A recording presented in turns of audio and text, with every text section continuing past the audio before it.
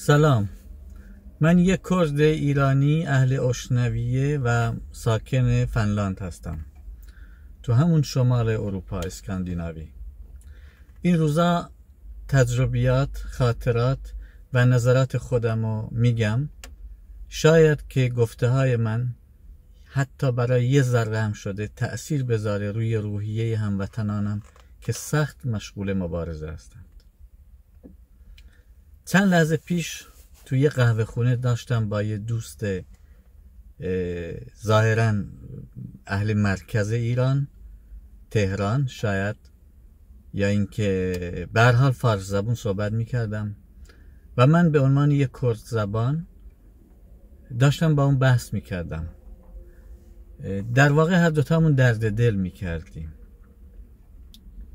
ایشون گفت که با یه دوست بلوچ این روزا بحثش شده و اون دوست بلوچه گفته که شما فارسا خب تو قدرت هستین، همه چیز دست شماست و مشکلی نداری، مورد تبعیض واقع نمیشین و از این حرفا.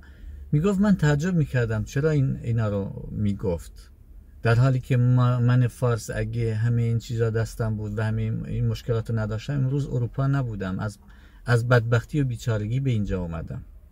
در واقع یه نوع تبعید اجباری هست، گرچه خودم اومدم اروپا ولی من تبعید شدم یه نوعی. برام جالب بود و احساس میکردم که ماهای شهرستانی هم بعضی وقتا فارس زبانها یا اینکه مرکز نشینان رو درک نمی کنیم همونطوری که اونام ما رو درک نمی کنند. هر دوتامون به نحوی مشکلاتی داریم که قبلا این فرصت فراهم نشده همدیگر رو بشنویم و ببینیم و درک کنیم.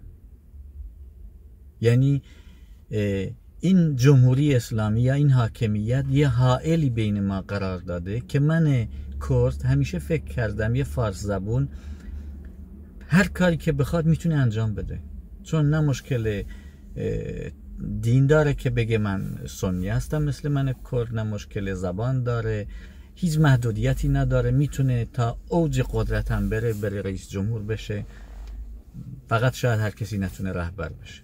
من اینطور فکر میکردم ولی در حالی که متوجه شدم نه، اینطور هم نیست و پایتخت نشین هم مثل ماهای شهرستان نشین دارن زجر میکشن و اینو قبلا درک نکرده بودم راستشو بخواین. و این انقلاب به نظر من یکی از برکات این انقلاب اینه که این فرصت رو به ماها داد که با هم بحث کنیم، بشینیم صحبت کنیم و هم دیگر رو بشناسیم.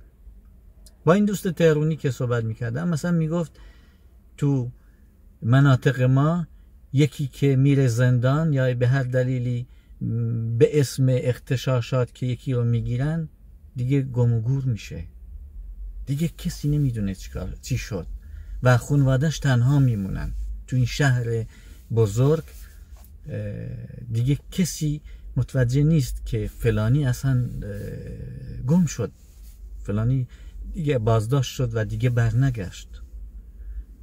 متوجه شدم که تو شهرهای ما، تو شهرهای کردنشین، تو مناطق کردنشین یا شهرستان ها یه شبکه قوی دوستانه، فامیل، آشنا، همسایه و همشهری هست که این شبکه حداقل به لحاظ روانی خیلی کمک میکنه وقتی که یه بازداشتی جونشو از دست میده تو زندان یا اینکه اعدام میشه یا به هر حال سالها زندانی میشه.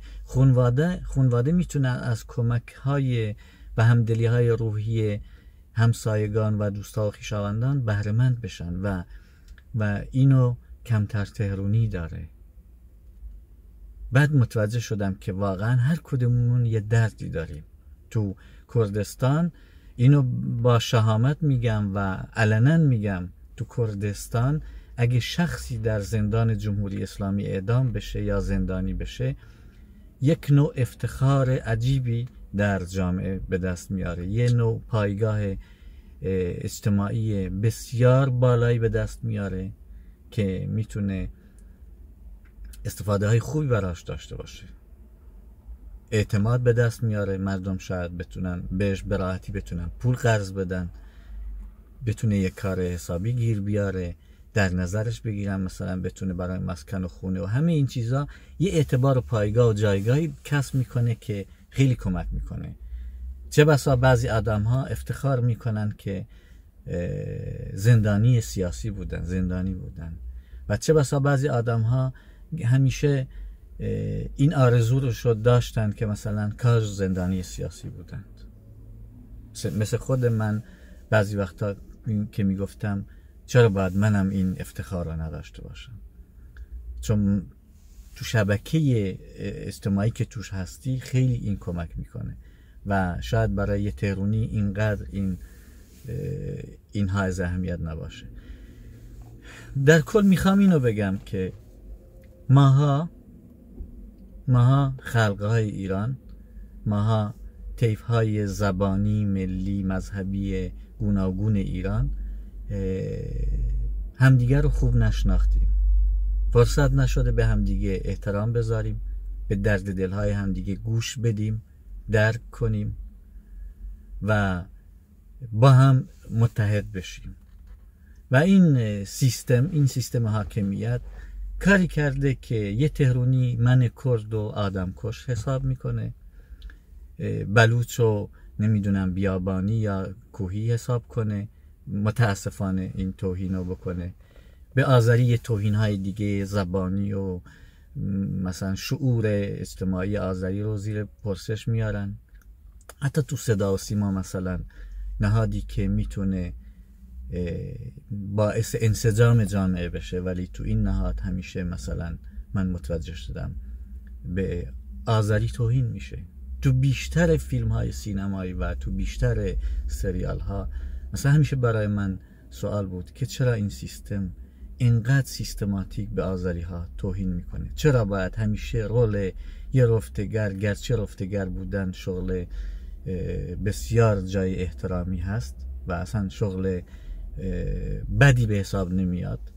شاید پدر منم اگه بیکار بود، اگه ما زمین کشاورزی نداشتیم، شاید پدر منم رفتگر میشد، چون هیچ شغل دیگه بلد نیست. ولی چرا بیشتر شغل رفتگر رو به ترک زبان یا به آذری میدن تو فیلم ها؟ این جای سواله. یا اینکه جوک های مسخره یا مثلا مجری ها، مثلا در این اواخر مجری های صدا و سیما مثلا به لباس کردی توهین میکردند، در حالی که اگه این صدا و سیما سیستماتیک کار نمیکنه میتونه لباس کردی رو به عنوان یکی از لباس های قشنگ ایران و میتونه با افتخار بگه در سطح دنیا اصلا مطرحش کنه، اصلا بگه که این بخش از جامعه ایرانی این لباس رو هنوز میپوشن و این لباس به شیوه متمدنانه‌ای رشد کرده، تغییر یافته، تغییرات جالبی پیدا کرده و در طول زمان این لباس هنوز حفظ شده و میتونن از این به عنوان در گردشگری از این استفاده کنن، در پتانسیل های کشور از این استفاده کنن. ولی بهش توهین میکنه مجری صدا و سیما، تو مجلس به این توهین میشه. یعنی این باعث شده که یه فاصله، یه تفرقه بین ماها بیفته. من کرد فکر کنم که هر فارسی داره به من توهین میکنه، یا یه آذری فکر کنه هر مرکز نشینی، هر پایتخت نشینی ضد اون آذری، در حالی که اینطور نیست. ولی سیستم این کارو میکنه. هر چقدر که ما به درد دلهای همدیگه، هر چقدر که ما به خاطرات و تجربیات همدیگه گوش بدیم، مخصوصا در این دوران سخت تاریخی که ما الان ما داریم تاریخ مهمی را میسازیم و این روزا که شاید ما برای نوه هامون تعریف کنیم در 20-30 سال آینده، این روزای خیلی حساسی، لذت میبرن اونا از این روزا. ما الان تو این روزای سخت به نظر من فرصت خیلی خوبیه به همدیگه گوش بدیم، همدیگه رو درک کنیم و این بهترین انسجامیه که میسازه برای ما ایرانی ها و باعث میشه لحظه به لحظه، روز به روز حاکمیت فاسد جمهوری اسلامی ضعیفتر بشه با این انسجام ما. من از دوستان فارس زبونم، از دوستان بلوچ و ترک و عربم میخوام که همینجوری به دیالوگ با هم ادامه بدیم، بهتر و همدیگر رو درک کنیم، درد دلهامون رو بگیم و شنونده خوبی برای درد دلهای همدیگه باشیم. چه بسا که تونستیم قدم مهمی در راه آزادی و سرنگونی این نظام و آزادی و پیروزی انقلابمون برداریم.